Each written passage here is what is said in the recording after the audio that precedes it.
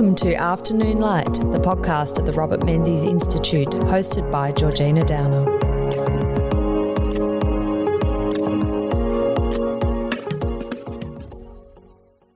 Robert Menzies is somewhat of an outlier in his advocacy of and enthusiasm for a liberal education in Australia. He saw education as a civilising process, essential for Australia's democracy and for producing the leaders the country needed to progress. As he said in 1969, the glory of democracy is an intelligent and educated community. Joining me to discuss the place of universities in Australian life is Professor Michael Wesley. Michael is Deputy Vice-Chancellor, Global Culture and Engagement at the University of Melbourne and the author of several books, including his latest on Mind of the Nation. Welcome to Afternoon Light, Michael. Thank you. Lovely to be here, Georgina. It's great to have you here at the Robert Menzies Institute and discussing an incredibly important contribution to public debate. Thank you. One that's not before its time, I think, on the place of universities in Australian life. Now, Michael, you started writing this book during a period of time that we'd all prefer to forget, the COVID years. But can you paint a picture of why you came to write it? What was going on in your mind as a senior leader in a university? Yeah, well, it was really a paradox that I was seeing during the middle of the lockdowns. And one was that I was following the media. I found that there was an extraordinary amount of passion being directed towards Australia's university, usually negative passion. And it really wasn't from one particular side of the political spectrum. People on both the left and the right seemed to be angry at Australia's universities. And so I began to think about, why is this the case? The fact is that really ever since Menzies' time, Australia's universities have been educating more and more Australians, and yet more and more Australians seem to go through universities and come out feeling very ambivalent and even angry about them. And so I started to wonder why. And in the midst of that terrible time, when I was spending all of my days sitting glued to a Zoom screen, I found that actually doing a little bit of intellectual work and thinking and reading around Australia's universities and their histories was actually really good for my emotional well-being and my emotional stability. And so out of those jottings and musings and everything else came this book. It's interesting you talk about this antagonism towards universities and people coming out of their degrees a bit either ambivalent or sort of cross. We don't have the same emotions and reactions to schools, do we? No. Even though there is a disappointment these days that standards of educational levels of attainment are slipping as they are relative to other OECD countries.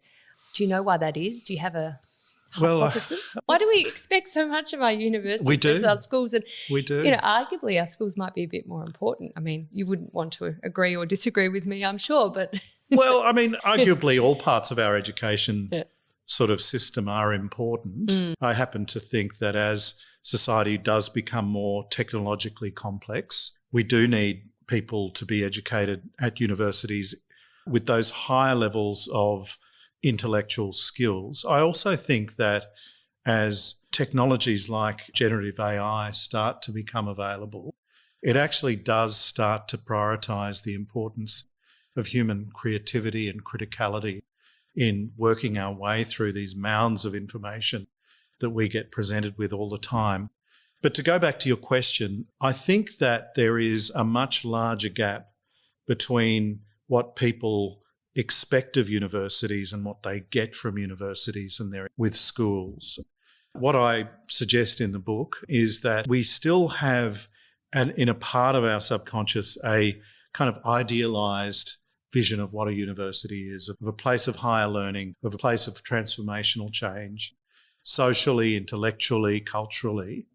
And quite often when students come to university and experience university, they get something which is really quite different, which is a much more massified higher education experience. They feel, a lot of students go through universities feeling like they've never really had that kind of intimate, higher level transformative experience, and that university is something that they fit in around the other aspects of their lives.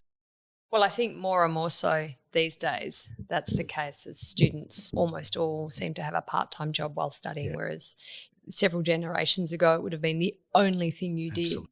Universities, though, unlike schools, are still for a tiny proportion of society. And when I was reading your book, I was surprised that in 1964 it was only 0.68% of Australians who attended university, so tiny.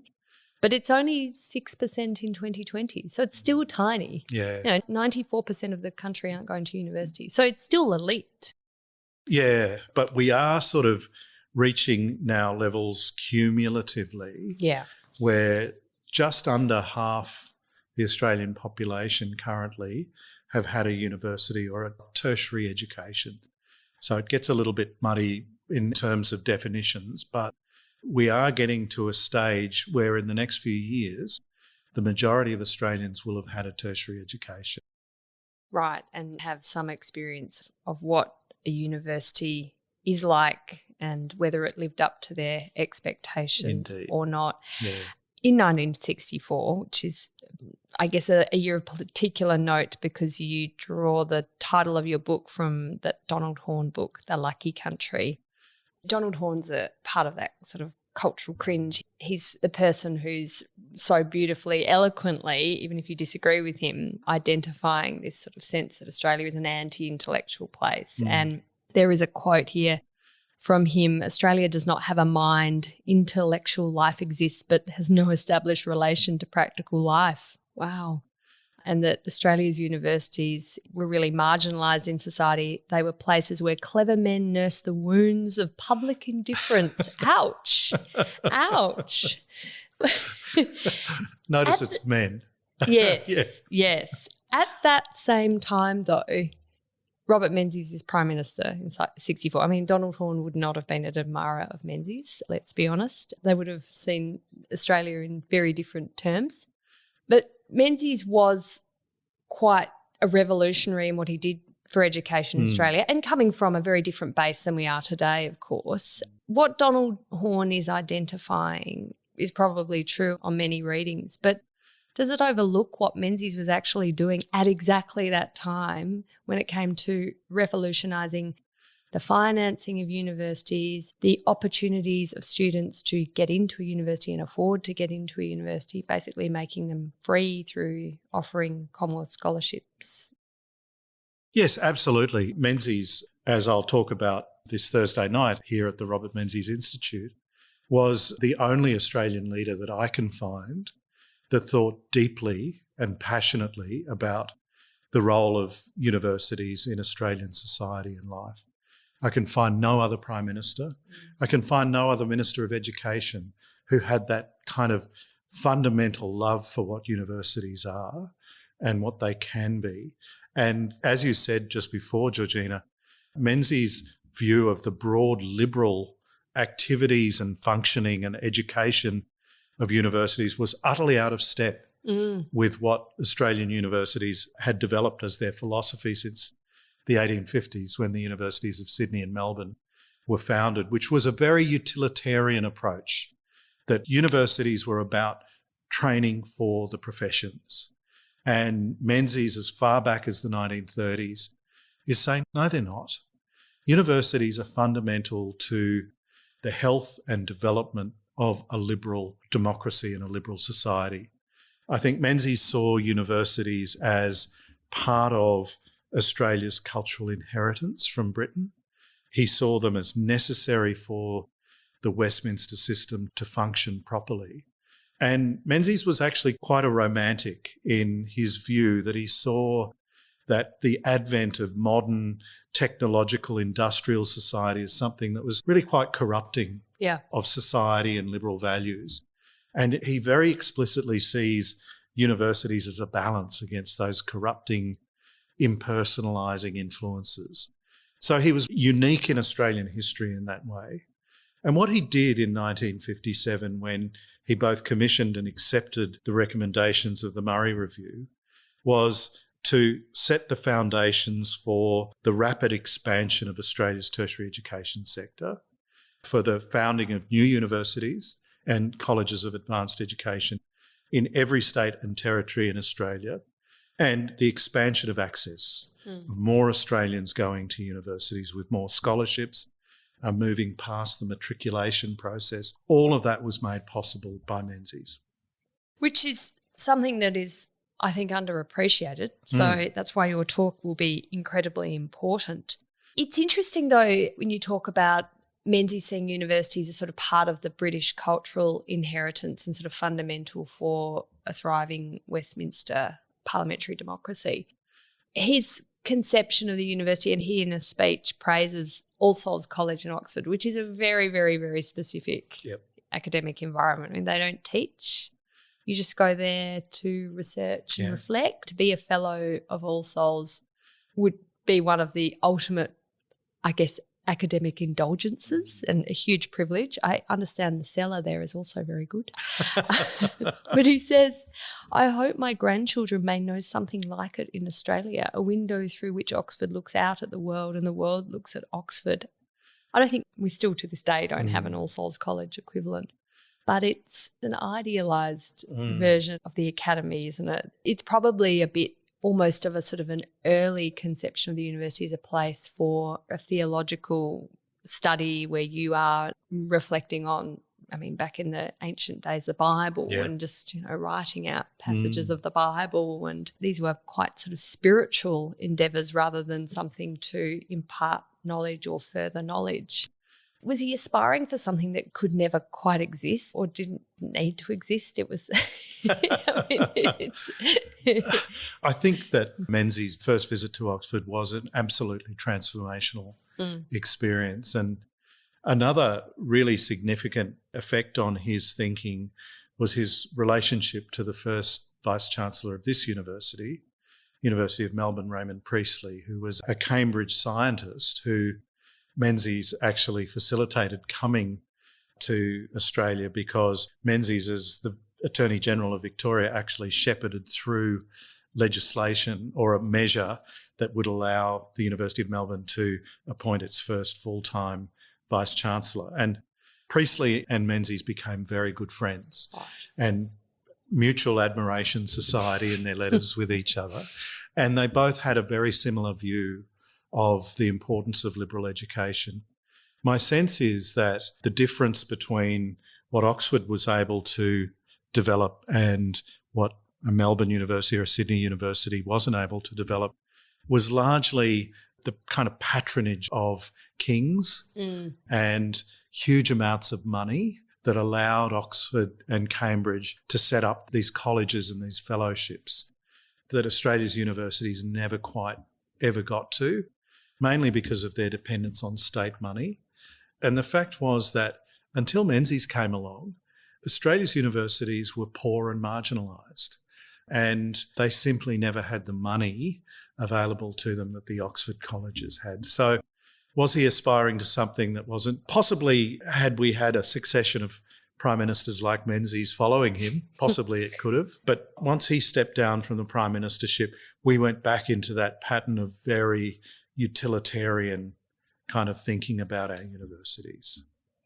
That position of Oxford and Cambridge and I guess the sort of Ivy League universities in the United States as the incubators of leaders, of prime ministers, of presidents, although I guess less so in America, but certainly of leaders in society is huge, right? And I know you sort of write in your book about how there's, even in pop culture, like Yes Minister and other other shows, they always refer to Oxbridge, don't they? And I mean, I did my master's at LSE, and I do remember the episode where LSE's not talked about favourably by Sir Humphrey, and it's not a real university apparently. And look, it's said jokingly, but it actually is scarily true that all prime ministers, or at least conservative prime ministers in Britain, studied PPE at Oxford. Yeah. I mean, we don't have that. I mean, probably, well, at least in sort of my lifetime, the prime ministers have all been to university and probably all been to the group of 8 universities. But we don't have that nexus, do we, between our leaders of society and our universities. And it was the universities and that experience that shaped them into the leaders they became. Yeah, that's right. I think disproportionately, if you could say Australia has a ruling class, they tend to have gone to Group of 8 universities. Yep. There, of course, are exceptions. And I think if you were to go back through Prime Ministers of Australia who were university educated, I haven't done this myself and perhaps I should, you would probably find that the University of Sydney and the University of Melbourne are the two kind of most common that you will find there. Yeah. But I don't think either university sort of makes the same as much claims of it to them, claims to them No. as others do. I mean, I think by hosting the Robert Menzies Institute here at the University of Melbourne, we've started along that track. We also have a Malcolm Fraser oration, but we don't really acknowledge the other Prime Ministers who've come through our doors. I'm not aware that Sydney does either. I mean, John Howard was Australia's second longest serving Prime Minister. The current Prime Minister, I think, went to University of Sydney. Current Prime Minister. And yet John Howard's library is at the University of New South Wales.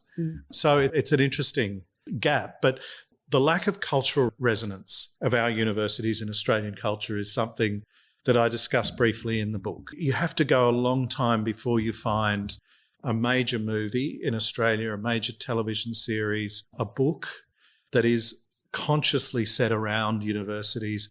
You don't have to go far in the United States or the UK before you start to find those cultural resonances. No, I mean, even that sort of idea that British Prime Ministers were practising their public speaking in the Oxford Union or the Cambridge Union, I mean, that's also important for their formative influences. I wonder, and I mean, I'm guessing here, but Australia is much more an egalitarian society than both Britain and the United States. So that university education and the incubator of our political leaders or business leaders is perhaps something that Australians tend to want to overlook because it's a little bit elite and it's not part of our cultural narrative, is it? Yeah. And there's also the fact that British and American universities tend to be places that you go away to. Yeah. Australian universities tend to be places that you want to be close to home. And so that period of a person's life, let's call it the 18 to 23-year-old period where people are at their most formative, they're most inclined to challenge authority, they're most inclined to make deep and enduring friendships, they're discovering a whole lot of different things about life. In Britain and America, they're doing it when they're away from their families, often away from work and other relationships and networks, and therefore in this hothouse. In Australia, when you're going through this period of life, you're often still embedded within your friendship networks from school, you're often living at home, you have your sporting life, and you have your employment, all of which can have that formative effect on you that really takes away the ability of university to have that full range kind of formative experience. So that may be part of it too. In your book, you obviously write about the, I guess, backlash that universities start to experience in a concentrated form during COVID. I mean, the public sitting at home on endless Zooms, locked in their houses. In Melbourne, can't go past 5Ks, sometimes can't go out for more than 1 hour a day. So it's a pretty grim time. Yeah. And universities, like all institutions in Australia, people are losing trust in them and criticising them.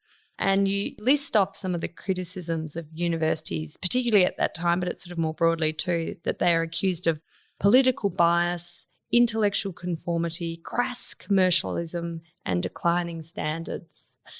I mean, they're pretty harsh assessments, but are they part of something that is genuinely a concern amongst universities in Australia, or was that just a COVID backlash and totally unfair? And Oh, look, absolutely. Universities must realise that social licence is life or death for them. Yeah.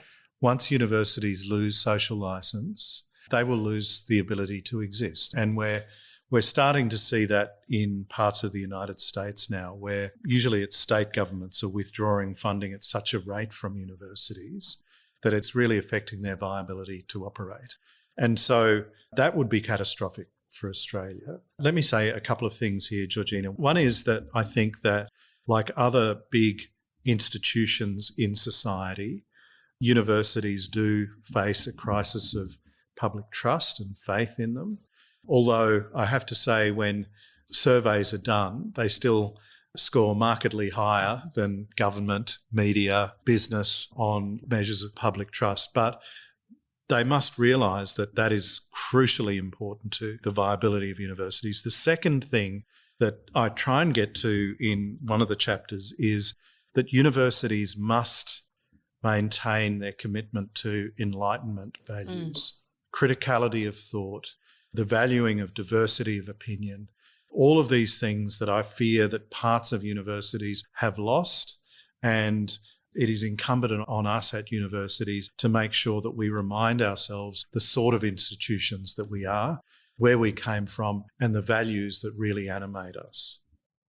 And this is something in your chapters, you name them the key challenges, and that chapter is, of course, on integrity and how universities have grappled with the culture wars, criticisms, which is interesting from both the left and the right. Yep. And that's something that I, working at a university campus, find curious, that in the media, mainly what's reported are concerns about academic freedom from the right of Australian culture, when actually a lot of the protests on campus are from the left, and it's around casualisation of the workforce here, the high payment of university senior leadership.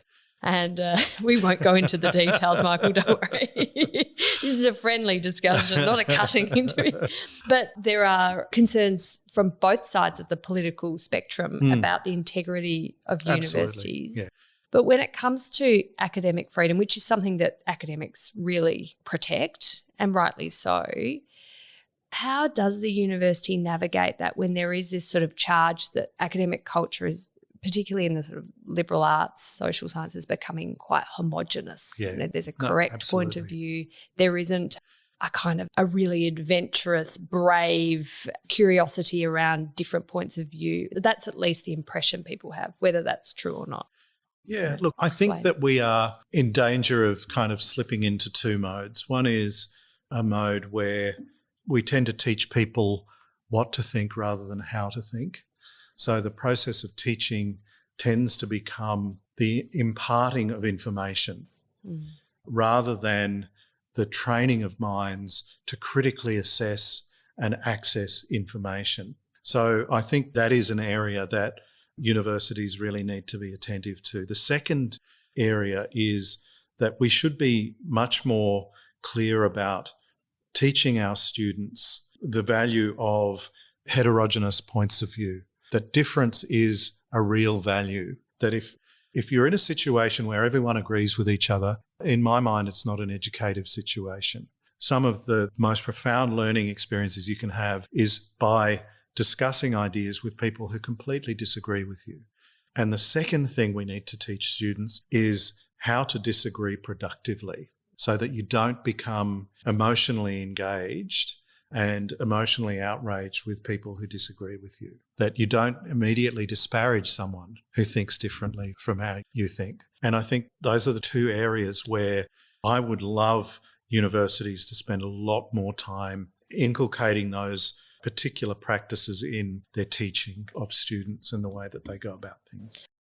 So that then comes down to one of the, I guess, problems for universities, which is how they receive their funding and then how they also climb up the rankings. Yep. And it's all about, you'd know this better than me, but it's, as I gather, it's about publication in peer-reviewed journals rather than the quality of the teaching experience and what your students are filling out in their satisfaction surveys. But if you're going to put time and effort and money into improving the teaching of university students in terms of it's okay to disagree and to disagree without emotion, and it's okay to have different points of view, and we should be teaching you how to think, not what to think. All those things would require quite a significant investment. Absolutely. In academics for whom career progression and success is about the journal articles, not the students. Yep. That's right. But there are really good examples that we can look at from around the world. University of Chicago is a university that I particularly admire. It has always nailed its colours to the mast in terms of a steadfast defence of academic freedom, but also programs, particularly for undergraduate students, who teach them how to disagree productively. And Chicago is also one of the world's top research universities, so it can be done. The difference is that Chicago is relatively small and it's incredibly wealthy. Yes. So there's that kind of nexus again. Yeah. I think Australia's universities tend to be in that place where they're very big. They're educating a lot of students and they look objectively wealthy, but actually if you divide the amount of money they have by the number of students they teach, they start to look less and less wealthy. And so that's an area where I think breaking out of that nexus takes really quite imaginative ways of thinking about it and driving change. It's interesting, in your book you talk about how big Australian universities are compared to counterparts in the UK and the US. And I just didn't have a clue how big our universities were. I think I just assumed that was sort of normal, what we had here. So you're saying an average university in Australia has 36,000 students, which is 3 times the UK and 8 times the US. Our universities are on a completely different quantum from counterparts in the UK and the US, which obviously then creates complexities around a personalised experience. On the wealthy issue, we don't have so many billionaires here to give very nice endowments to our universities, do we? I mean, indeed. That is a challenge. But it's also something that perhaps has been to the benefit of Australian universities. I mean, I know just from living and studying in the UK, there have been many a scandal where a billionaire, a very wealthy philanthropist from a country that doesn't exactly share the same values as the UK has made a contribution, and that's great for a time, and then there's a human rights scandal or a sort of democratic governance scandal. And the strings that are attached becomes under scrutiny and maybe the money's paid back or huge embarrassment for the university, careers are ended. Look, the other model, of course, is what I would call the Asian model. And you would know from your time in Japan that particularly in Northeast Asia, this tradition of governments investing heavily in universities is well established. So in places like Japan, Korea, China now, Taiwan, Singapore certainly, you're getting massive government investment in universities.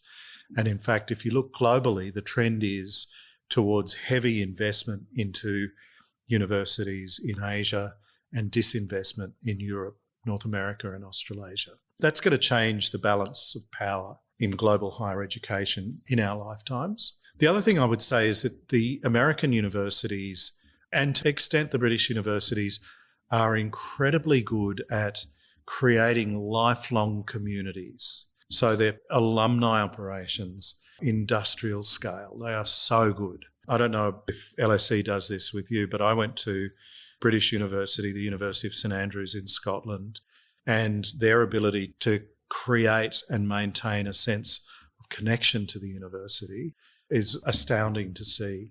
And I know for a fact that universities like the University of Chicago make tens, hundreds of millions of dollars a year from relatively small-scale philanthropic gifts from their alumni.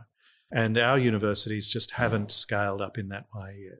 When you speak about in Asian nations the huge levels of government investment going into their universities, and whether that's something Australian universities, well, we'll have to face the challenge, but whether our governments start to say, well, that might be a model for us, it does then beg the question, you have a chapter on this about the value universities present to society. And I wonder whether, does the Australian public think there is value in further government investment to match counterparts in Japan, Korea, China and the like, and whether the value that Australians place on education versus the value publics in those countries place on education isn't quite the same. So we wouldn't necessarily find that political. Would we vote for it or not? I mean, one of the differences is the cultural resonance of education in North Asia.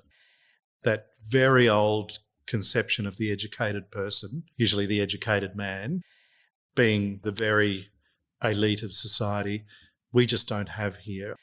We've got this sense of high education and intellectualism as a reason to be a bit suspicious and mocking of someone. Yes. So we've got that anti-intellectual culture Yes. a little bit.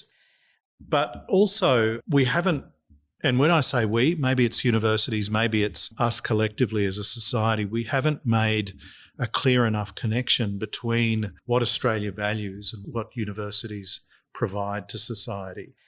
So if you think about what Australia's challenges of the future might be, they could be increasing Australia's productivity, they could be increasing the cohesiveness of Australian society, they could be the green energy transition, they could be containing pandemic disease, they could be the challenge of national security in an age of geopolitical contest. To me, it's inconceivable to think of Australia meeting any of these challenges without a dynamic, vigorous university sector. If you were to close down all Australian universities tomorrow, what sort of society would we be creating? What sort of economy would we be creating? So we haven't managed to make that case. I think that what universities bring to society and economy is almost taken for granted by Australians. And therefore, I think we've seen a lack of political will, and this is not a partisan point, on both sides of Australian politics to put more public money into the university sector.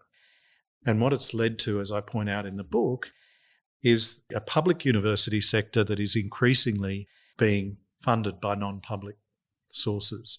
So we're at a situation now where about a third of university expenses come from the public purse. The rest of it comes from student fees, whether domestic or international. And that's something that is an extraordinary feature of Australian universities, is how many international students come here. It's a big export industry for Australia, and it's obviously massively important for Australian universities to make the books balance. And during the pandemic, when international students couldn't travel to Australia, or if they were here, that things were incredibly difficult for them. They couldn't work, and often they worked in the hospitality sector doing 20 hours work a week, and they weren't able to do that, and they weren't entitled to the benefits from JobKeeper and JobSeeker because they weren't Australian citizens. So these students often had to just go home. And there was a sense, I think, in the Australian public that, well, the universities, they had it coming. They should have diversified. They shouldn't have relied on one market. They shouldn't have relied just on international students, and they kind of deserve it. Yeah, look, there was certainly that point of view put in really quite stark terms in the newspapers, but also in sort of social engagements that I attended. I would have thought that we should have taken quite a different view of what was happening here and should have used it as a stock take to think, should we really be allowing such an important sector in Australia to rely on a potentially insecure source of revenue and funding? Is it a good idea to allow international fee revenue to be assuming an ever more important role in maintaining the quality of the Australian university sector? And at a time when across a whole range of other sectors we thought, maybe we need to be investing in sovereign capability here and not being so dependent on international flows of goods and services and that sort of thing and technology. That thinking didn't really extend to our universities either. So, and again, it speaks to a bit of a gap in our national psyche around universities. There's definitely an expectation that Australian universities should be for the education of Australian citizens, sort of 18 to 25-year-olds and the like. So having an export industry of educating international students is just sort of an icing on the cake. Did universities like Melbourne University not know when to stop when it came to bringing in international students? Was it just a sort of a lucrative market that you just kept getting bigger and bigger and bigger and bigger and bigger? Was there a point where the university could have said, well, we've got 10% international students, but that's enough. And maybe we won't be an enormous university, but we'll focus on a premium experience. Yeah. We could have. Certainly we could have. But did the university have to get bigger to be, it's the top university in Australia. It's absolutely desired place for so many international students and domestic students to study. But could it have done that without being a university of, what is up to 40,000 students or so? It's more like 54,000. 54,000, right. Look, we could have, and that was the choice that ANU made. Mm-hmm. But I would argue that the cost of that choice was that Melbourne University would have been able to do less and less of its really big scientific research. So the sort of research that's done at the Doherty Institute, the first institute outside of China to clone the COVID virus, that's expensive. And the costs of big science escalate over time because the equipment becomes more expensive, bigger and bigger teams are needed, and the really big challenges that we face, from climate change to pandemic diseases to a range of other challenges, require big science, and you need money. So unfortunately, the way that the Australian higher education policy settings work, where the amount of money we get from domestic students is capped and it barely covers the cost of educating those students, means that really the only place we can go to get the money to do the big science is actually from international students. And so the choices that we make about size and about the number of international students we allow in have big effects across the spectrum of our operations.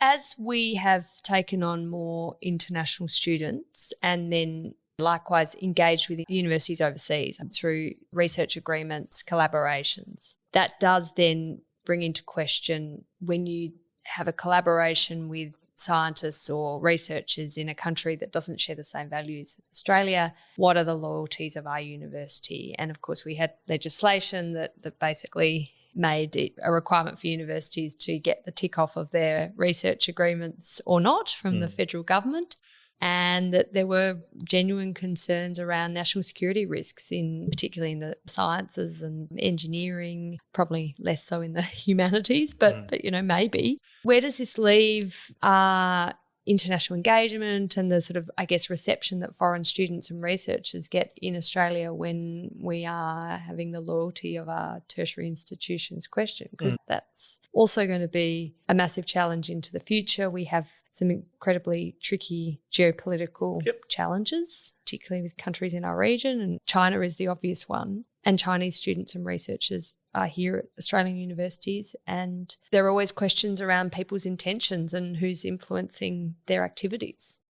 Yeah, look, let me make a couple of points here. Firstly, it is now well documented that international collaboration on research leads to better research that is better cited. So it actually increases the productivity of research.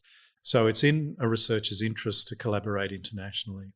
The second element I would add is that collaboration and the sharing of knowledge has been fundamental to academic pursuits for thousands of years, that you don't actually increase knowledge by keeping it to yourself. You increase knowledge by sharing it, have others add to it, to critique it, build on it, all of that sort of thing. The third point I would make is that China and the level of investment China is making into particular scientific research means that these days, I would say that in most fields, the value of collaborating with Chinese counterparts, quite often the Australian counterpart gets more value from it, simply because of the kit that the Chinese are able to afford and the capabilities. The next point I would make is that classified research has been part of Australian universities since the 1940s. We have very well established protocols for ensuring that sensitive dual use and classified research is kept very closely guarded within our university. So this university, Melbourne University, is highly compliant with government protocols for making sure that those elements of our research that is regarded as important to national security and the national interest is not shared with anyone else. So what I would say to people who are suspicious of universities and their willingness to collaborate is that it's important for us to collaborate for the health of our research and our universities. And secondly, we take a lot of time and we collaborate closely with the Australian government to make sure that we protect our sensitive research from anyone who might want to access that sensitive research. So the Albanese government, which is 18 months old, is undertaking a comprehensive review of higher education, and I understand the university is putting in a submission as we speak. I think you're putting the final touches on it. You're finishing touches on it now, Michael. Submission to the university's accord. Ideally, what do you see out of this process? I mean, I feel like we've been here before, haven't we? Yeah. A few times. But ideally, what do we want to see out of the government's policy when it comes to our universities, but also the accord between the government and universities that really makes our universities financially viable, that they give Australian society a sense of value for money, that they aren't seen as sort of conduits to foreign espionage, and that there is a culture of academic freedom and integrity here. And I mean, something we didn't discuss is that they aren't just locuses of privilege, that they are democratic in who can attend. Yep.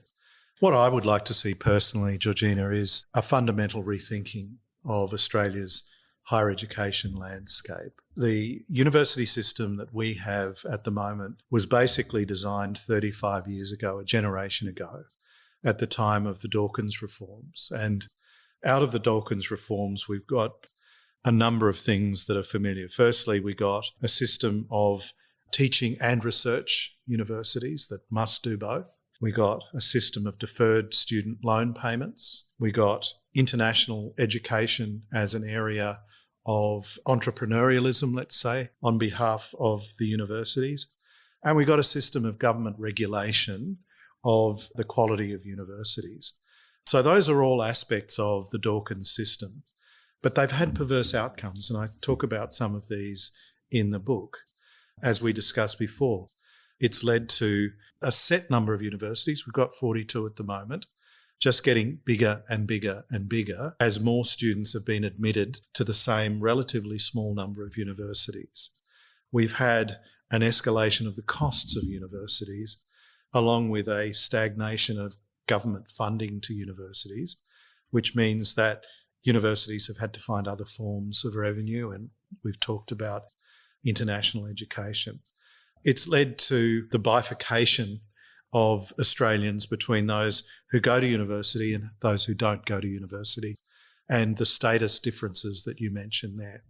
So what I would like to see is the government sit down and say, are all of these sort of features of the Dawkins system in our national interest? What the accord process has found is that we will need to educate nearly 1 million more Australians by 2050 in order to get to the levels of university education we want. We will need a much more powerful research base, but no indication of where we're going to pay for this from. So if I was to have one idea, it would be, let's go back to the Menzies system of universities that are teaching and research institutions, but also colleges that are teaching-only institutions. Most Australians, I think, who go to get a tertiary education don't really know what research is, don't really value research. As long as they get a good education, that's enough for them. So I think the best way to expand Australia's education system is to increase the internal heterogeneity of the system, to have more teaching-only institutions, but to link the system up into a much more sort of mutually supporting ecosystem. That's what I would like to see. I'd like to see some really big thinking. And it makes the merger of Adelaide University and the University of South Australia, well, subject to further thought, perhaps, given what you've just said. Anyway, Michael Wesley, thank you so much for coming on Afternoon Light. A really, really important discussion and really, really interesting ideas and issues that we will need to engage with much more for the future of Australia. Big challenges ahead. Thank you. My pleasure. Thanks, Georgie.